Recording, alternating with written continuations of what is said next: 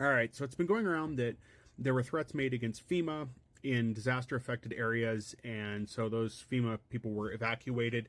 The original story that broke, and I'm not posting it here because it is not at this point completely accurate, but the original story was posted around TikTok here that there was a truck full of militia that were threatening FEMA personnel, saying they were hunting FEMA personnel. Now that has not been substantiated yet. Multiple articles, if you read them, will tell you that there's been no proof of that yet, but it has been spread around. And they're saying that a lot of this is due to the stuff that Republicans and Trump have been passing around about FEMA and how unfair FEMA's been when those people don't even understand the situation as a whole. So let's get into what's actually happened with that, and I'm going to post some pictures here for you guys to see in a minute. But one, a threat was received via email. That's what has been stated clearly in the news and has been verified. A threat has been posted via email that appeared to be one person making threats against FEMA. There has been no militia seen at this time. That is hearsay. So if you see that, that's hearsay. And again, one person has been arrested. But there has not been anything with actual militias, which is just horrible in the first place, since that's not what a militia would do. If you think that's what a militia does or what your Second Amendment rights are, you are completely wrong and do not understand your Second Amendment at all. You're just an idiot who thinks you do. So let me get to the pictures here. So you can find this on multiple outlets. Suspect arrested after reports of threats towards FEMA operations in North Carolina. So I've seen different things saying it was Tennessee or other areas. It is not. It's North Carolina. And I'll show you who we've got here because the suspect was arrested for threatening people. And William Jacob Parsons is the person that has been threatening people. He has been arrested.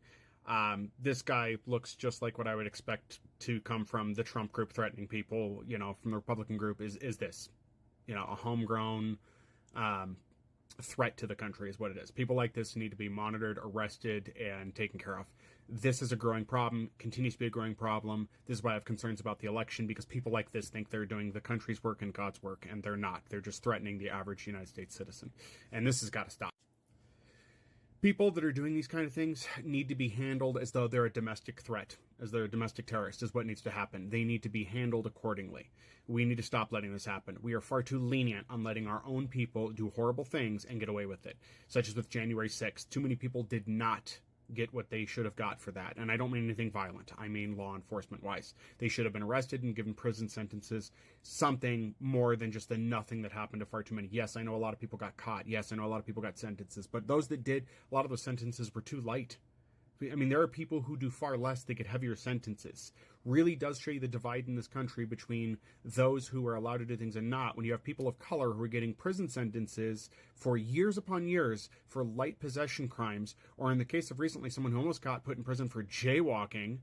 But yet you have these people who are completely white who, participated in insurrection, which was treasonous, and some are getting like 9 months, 6 months.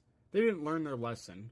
They're not turning. I know there's been people saying that some of these people are, starting to see the error of their ways, but not enough are. That's the problem. Not enough are. 1 or 2 is not enough to justify these people getting out in 6 to 9 months. They got leniency because the system is working as it's designed, as many people have said. So anyway, if you see stories going around about militia, until it's verified or you can show me something verifiable, I won't be reposting those things until I can see that, there's something substantial to that. So far it's not. It looks like it's just one random guy. I don't doubt there are other people out there thinking the same thing, but we really have to keep an eye on people so they don't do dumb things, because this leads to federal people of federal agency being attacked, and then supplies being looted is what'll happen. You'll see things deteriorate very quickly. Hopefully the military presence there can keep the order. That's generally why we have to have military people in the area, because you get people like this that do dumb things, though I think it's much worse these days because of the current climate of things, and the amount of misinformation allowed to spread around really is ridiculous and sad that this is how we've become as a country, that disasters can't even just be dealt with as they used to be, that we have to deal about, worry about wackadoos running around. So anyway, guys, hope this helps. Please like, share, and move this around so people can see it to get awareness out. I don't want the wrong stories getting spread. Again, if you think something's wrong, please provide a source to it here, a credible source. If you do provide that, I'll look into it. If I can see that it's credible, I'll definitely follow up.